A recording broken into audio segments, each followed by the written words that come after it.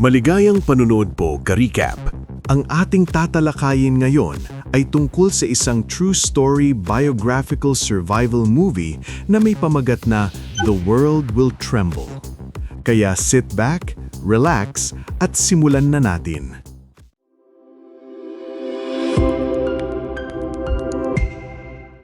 Nagsimula ang pelikula, Karikap, nang nadulas si Solomon sa putik at aksidenteng natanggal ang kanyang sapatos. Mabilis siyang yumuko upang isuot muli ito, mulit biglang may lumitaw na gwardya sa kanyang likuran. At doon nagsimula ang isang malupit na pambugbog. Bawat hagupit ng latigo ay tumatagos hanggang buto ang sakit. Ngunit kinagat ni Solomon ng kanyang mga ngipin at hindi siya tumayo hanggat hindi niya naisusuot muli ang sapatos. Alam niyang sa malupit at kapos sa kagamitan na kampong piitan, ang mawalan ng sapatos ay parang paghatol sa kamatayan. Ang paglalakad ng nakapaa ay mabilis magdudulot ng impeksyon at isang mabagal at masakit na kamatayan. Pilipit sa sakit at sa ilalim ng mahigpit na pagbabantay ng gwardya, lumakad siya patungo sa isang napakalaking hukay sa lupa. Kinuha niya ang pala at sinimulan muli ang nakakapagod na paghuhukay. Ilang buwan na itong araw-araw na gawain ni Solomon, hukay ng hukay sa gitna ng kagubatan. Hindi na niya mabilang kung ilang hukay na ang nagawa niya at palagi niyang iniisip kung bakit walang tigil ang mga Aleman sa paghuhukay ng mga butas sa gubat. Sa panahong iyon, bago pa lamang naitatag ang kampo at ang lahat ay naniniwala na ang tinatawag na concentration camp ay isa lamang labor camp para ikulong at pagtrabahuhin ang mga Hudyo. Kaya inakala nilang ang mga hukay ay para pagtataguan ng ninakaw na yaman o marahil ay paglilibingan ng mga sundalong Aleman na namatay sa digmaan. Ngumit isang araw, si Solomon at dalawa pa niyang kasama ay dinala sa isang selyadong bakuran para sa tinatawag ng mga Aleman na classification task. Akala nila ay tutulong silang mag-uri ng mga kayamanan para sa mga Aleman. Ngunit ang kanilang uuriin pala ay hindi gamit, kundi mga tao. Maya-maya, isang truck ng militar na puno ng mga Hudyo ay dahan-dahang huminto sa harap ni Solomon. Isa-isa, magiliw na tinulungan ng mga sundalong Aleman ang mga pasahero na bumaba. Ang opisyal pa nga ay nakangiti, pilit na pinapakalma ang lahat at sinabing huwag silang matakot. Ayon sa kanya, ang concentration camp ay hindi isang kulungan kundi isang malaking labor camp para sa mga Hudyo. Bawat isa raw ay bibigyan ng trabaho at tatanggap pa ng sahod sa tamang oras. Dahil sa mga salitang iyon, unti-unting humupa ang takot ng mga Hudyo. Napabuntong hininga sila at lumitaw ang bahagyang ngiti ng ginhawa sa kanilang mga mukha. Ngunit idinagdag ng opisyal na kailangan munang maligo ang lahat para sa disinfection upang maiwasan ang pagkalalat ng sakit. Inutusan niya ang mga sundalo na maingat na markahan at irehistro ang bawat bagahe upang walang mapagpalit pagkatapos ng paliligo. Habang pinagmamasdan ni Solomon ang seryosong pagmamarka ng mga sundalo sa mga bag at ang hindi nawawalang mainit na ngiti sa mga mukha ng Aleman, tuluyan ng ibinaba ng mga Hudyo ang kanilang pag-iingat. Walang pag-aalinlangan, pumasok sila sa silid para maligo. Pagkapasok ng lahat, sinimulan ni Solomon ang kanyang gawain sa classification. Inilipat muna nila ang lahat ng bagahe sa bodega. Isa-isa nila itong binuksan at ayon sa utos ng mga Aleman, pinaghiwa-hiwalay ang mga damit, sapatos, alahas at pera. Sa sandaling iyon, iniisip pa rin ni Solomon na ninanakaw lamang ng mga Aleman ang yaman ng mga Hudyo. Para sa kanya, tila pinatutunayan nito ang hinala ng kanyang mga kasama, na ang mga hukay ay para nga sa pagtatago ng mga kayamanan. Ngunit, hindi niya inaasahan ang kanyang makikita nang lumabas siya ng bodega. Nasaksihan niya kung paanong itinutulak ng mga Aleman ang mga bagong disinfektang Hudyo papasok sa isang espesyal na ginawang truck na bakal.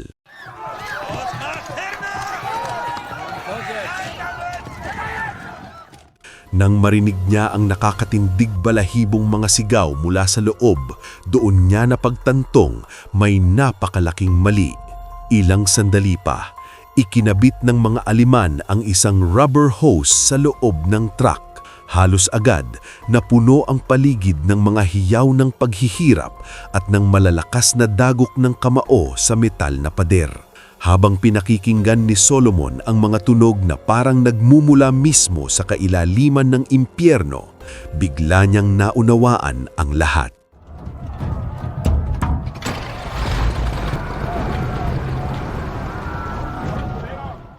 Mula sa araw na iyon, sunod-sunod na grupo ng mga Hudyo ang dumating sa lugar na iyon. Alam na ni Solomon ang malupit na lihim ng mga Aleman, ngunit wala siyang magawa. Tahimik lamang siyang nakatayo sa gilid, sa pilitang nasasaksihan ang lahat. Hanggang isang hapon, bigla niyang nasa lubong ang kanyang kapitbahay na walang kaalam-alam sa mga nangyayari.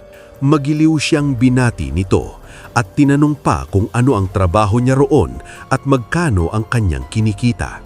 Sa mga tanong na iyon, nawalan ng masabi si Solomon. Sa harap ng palakaibigang ngiti ng kanyang kapitbahay, nanatili siyang tahimik. Matapos ang mahabang pag-aalinlangan, nagpasya na si Solomon na sabihing sa kanyang kapitbahay ang kakilakilabot na katotohanang alam niya. Ngulit bago pa man siya makapagsalita, bigla siyang pinutol ng isang sundalong Aleman. Wala siyang magawa kundi tumayo at lumayo.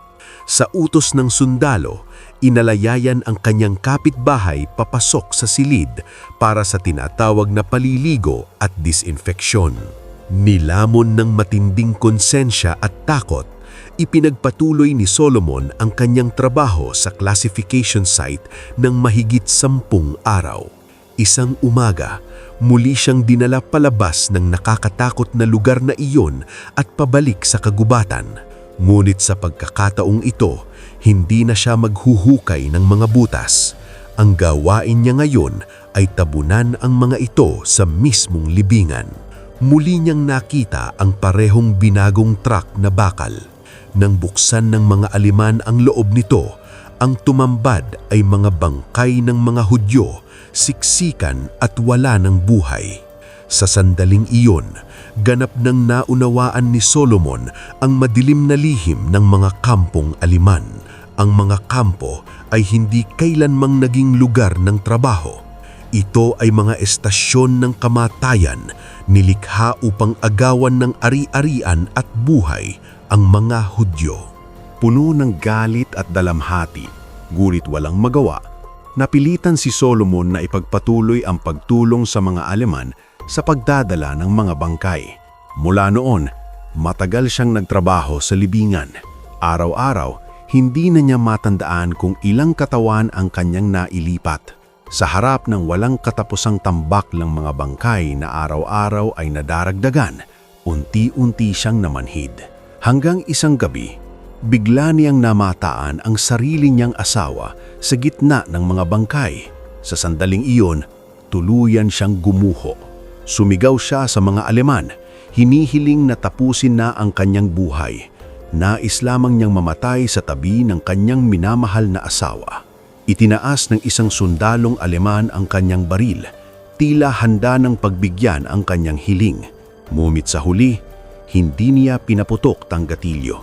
Sa halip, dahan-dahan niyang ibinaba ang sandata. Pagkaraan ng araw na iyon, ipinagpatuloy ni Solomon ang pagtatrabaho para sa mga Aleman. Walang laman ng puso, wala ng buhay ang loob. Sa bandang huli, nagpasya siyang tumakas. Kasama ang ilang kasamahan, nais niyang makalabas at isiwalat sa mundo ang mga kalupitang ginawa ng mga Aleman sa loob ng mga kampo at bigyang pangaral ang alaala ng kanyang asawa. Ngunit bago pa man nila maisakatuparan ang plano, noong gabing iyon habang pabalik sila sa kampo, nakita nila isang lalaking Polish na hinihila pabalik ang isang Hudyo na nakatakas noong nakaraang araw, umaasang makakakuha ng gantimpala. Walang pag-aatubili, agad na pinatay ng mga Aleman ang nahuling lalaki. Sa harap ng lahat, ginawa itong babala sa sino mang magtatangkang tumakas. Kahit alam niyang lampas sa kalupitan ang kaparusahan kapag nabigo, hindi umatras si Solomon. Araw-araw, patuloy niyang hinanap ang nag-iisang pagkakataon patungo sa kalayaan. Ngunit ang mga Aleman ay laging alerto, kaya't walang puwang para makatakas sina Solomon at ang kanyang mga kasamahan. Hanggang isang gabi, bigla silang isinakay ng mga Aleman sa isang truck militar, para bang naghahanda para sa mahabang biyahe, at dahil dito, naniwala ang matalinong si Merck na ito ay isang biyaya mula sa langit, ang perpektong pagkakataon upang tumakas. Dahan-dahan niyang hinugot ang isang kinakalawang na pako na lihim niyang itinago sa loob ng ilang araw, balak putulin ang trapal ng truck at tumalon palabas. Napansin ng isang matandang lalaking nakaupo sa katapat niya ang kanyang balak. Taglay ng kabutihang loob at tahimik na tapang, tumayo ang matanda at marahang lumapit sa mga sundalong Aleman sa likuran ng truck. Isinapanganib ang kanyang buhay upang humingi ng sigarilyo, upang ilihis ang kanilang atensyon. Sa kabutihang palad, binigyan nga siya ng sundalo. Nang makita iyon, nagkalakas loob ang isa pang lalaki at lumapit. Nagkunwaring ninanamnam ang amoy ng sigarilyo. Magkasama, tuluyan nilang hinarang ang linya ng paningin ng gwardya. Sinamantala ang sandaling iyon, mabilis na pinutol ni Solomon ang trapal sa likuran at tumalon palabas kasama ang kanyang kasama. Gumulong sila sa lupa, tumayo at tumakbo ng buong lakas patungo sa kagubatan. Ngunit may isang gwardya ang nakapansin sa kanila. Agad na pinahinto ng mga Aleman ang truck at sinimulan ang isang nakamamatay na habulan. Habang sila'y tumatakbo, sumabog ang mga putok ng baril sa kanilang likuran. Paulit-ulit na dumaan ang mga bala sa tabi ng kanilang mga ulo. Bawat putok ay isang hakbang palapit sa kamatayan. Ngunit wala nang makakapigil sa kanila sa pagtakbo patungo sa kailaliman ng gubat, patungo sa pangarap ng kalayaan.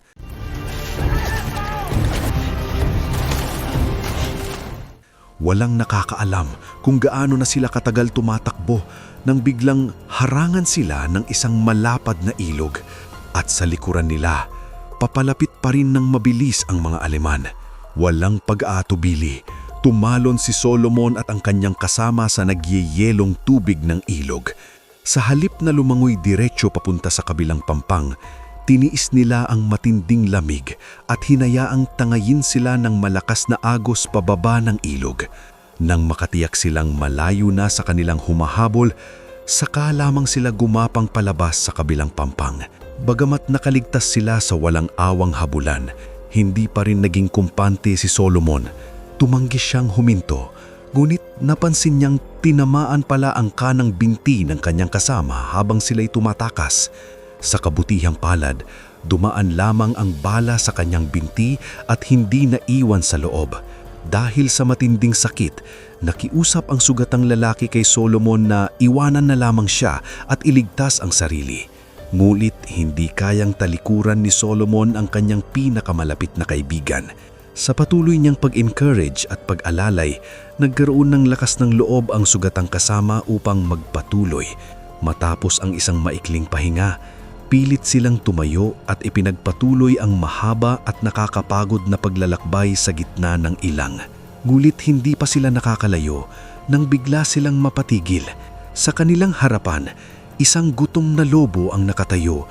Diretso silang tinitigan.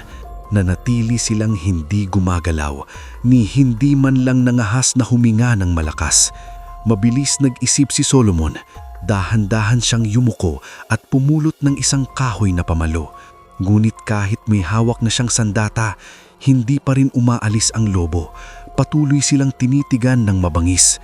Nagkaroon ng isang katahimikang nakakatakot. Walang gumagalaw sa magkabilang panig. Walang nakakaalam kung gaano silang nagkatitigan, hanggang sa biglang lumingon ang lobo sa malayo, tumayo at mabilis na tumakbo palayo.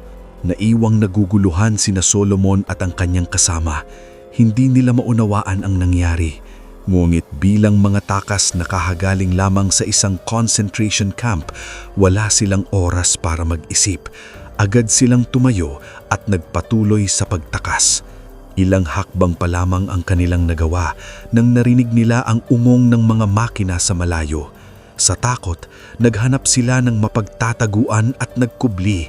Hindi nagtagal, isang unit ng mga sundalong Aleman ang lumitaw sa kalapit na kalsada. Habang naririnig ni Solomon ang sabay-sabay na yabag ng kanilang mga botas, lalo siyang kinabahan. Halos hindi siya makadinga sa haling hindi siya makita. Sa kabutihang palad, hindi ito ang mga gwardyang humahabol sa kanila, kundi isang unit ng hukbong Aleman na patungo sa frontline ng digmaan.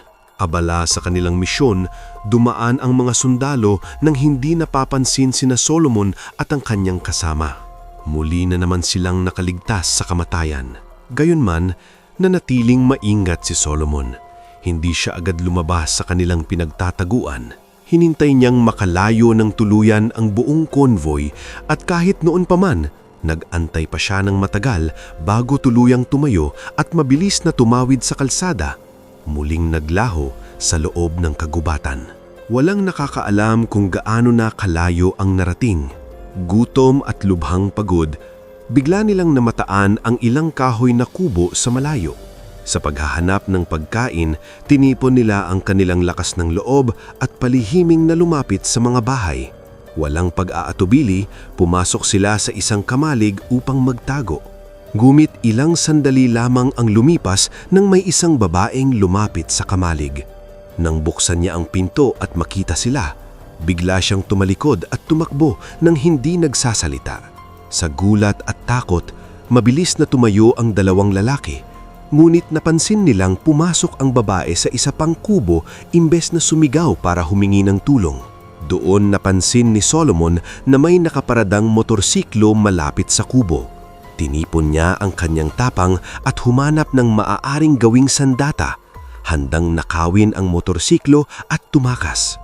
Ngunit sa sumunod na sandali, biglang muling lumitaw ang babae sa harap nila. Laking gulat nila nang hindi sila isumbong ng mabait na babae. Sa halip, iniabot niya sa kanila ang dalawang uniporme ng hukbong kolaborador, isang puppet army na nasa ilalim ng utos ng mga Aleman. Doon nila nalaman na kapitan pala ang asawa ng babae sa naturang hukbo. Agad na naunawaan ni Solomon ang kanyang intensyon, kaya mabilis nilang sinuot ang mga uniforme. Hindi pa roon nagtapos ang kabutihan ng babae. Inabutan pa niya sila ng isang piraso ng tinapay upang mabusog ang kanilang sikmura.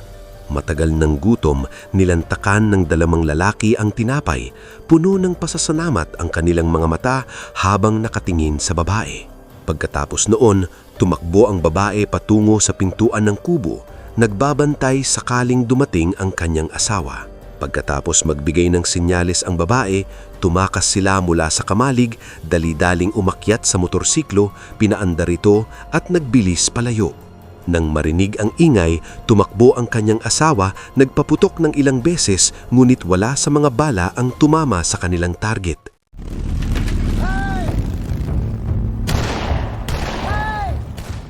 Sa isang swerte ng pagkakataon, nakalayo si Solomon at ang kanyang kasama sa motorsiklo bumilis sa kalsada.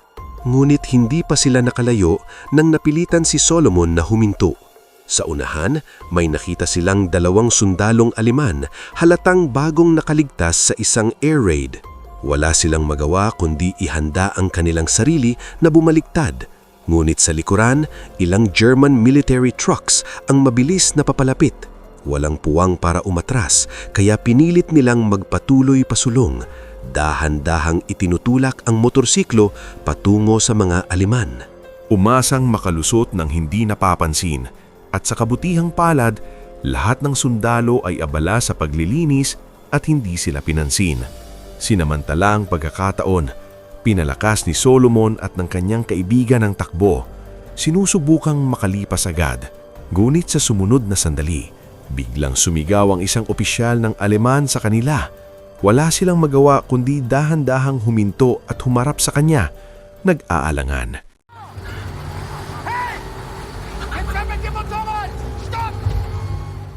Tinitigan sila ng opisyal ng matindi, puno ng hinala, ngunit sa kanilang ginhawa, humiling lamang siya na tulungan nilang itulak ang isang truck na natigil sa putik. Naunawaan nila ang hiling, kaya agad nilang tinulungan ang truck gamit ang lahat ng lakas.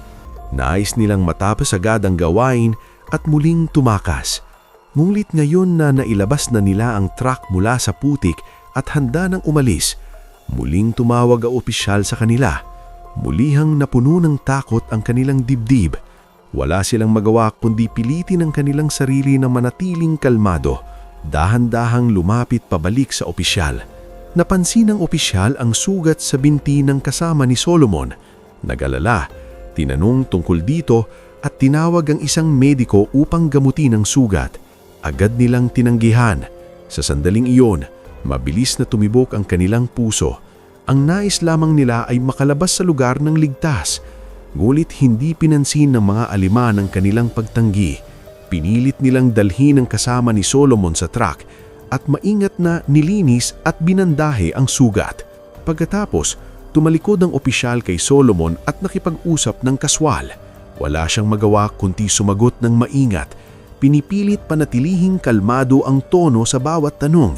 Alam niya, kung magkakamali lamang sa isang salita, mabubunyag ang kanyang pagkakakilanlan at kaagad siyang mamamatay. Ngulit habang tumitindi ang mga tanong ng opisyal, lalo siyang nahirapang magkunwaring sundalo. Nagsimulang mastambol ang kanyang mga salita at tila nakatrap sa isang mapanganib na sitwasyon. Ngunit sa sandaling natapos na ng mediko ang pagbandahe sa sugat ng kanyang kaibigan, sinamantala ni Solomon ang pagkakataon. Agad niyang tinulungan ang kaibigan na bumaba sa truck at mabilis na nagpaalam sa opisyal. Hindi na sila lumingon at tumakbo ng buong bilis. Muli, nakaligtas sila sa bingit ng kamatayan. Ngunit ngayon, napalilibutan sila sa puso ng teritoryong Aleman. Walang ligtas na lugar para sa mga Hudyo. Matapos mag-isip ng mabuti, nagpasya si Solomon na manatiling buhay at bigyan ng pahinga ang sugatang kaibigan. Pansamantalang magtatago sila sa isa sa mga Jewish ghettos na itinayo ng mga Aleman. Pagkatapos makalusot sa mga gwardya at makapasok sa ghetto, nagulat sila ng halos walang tao sa paligid. Dati itong masiglang lugar, ngunit ngayon ay tila walang buhay at nakakatakot. Pagkatapos ng matinding paghahanap, kumatok sila sa pinto ng isang kahuyang na bahay, ngunit tumanggi ang mga residente na tulungan sila. Wala silang magawa kundi magpatuloy sa paghahanap ng silungan. Naglakad sila sa mga kalyese, iiwas sa mga patrol at tahimik na naghahanap ng sinumang handang tumulong. Sa wakas, nakilala nila ang isang mabait na matandang lalaki na pumayag na tanggapin sila. Hindi lamang niya sila pinatuluyan sa silungan, kundi inabuton pa sila ng kaunting pagkain. Matagal ng gutom, nilantakan ng dalawang lalaki ang pagkain. Punong-puno ng pasasalamat sa kanilang mga mata habang nakatingin sa matanda.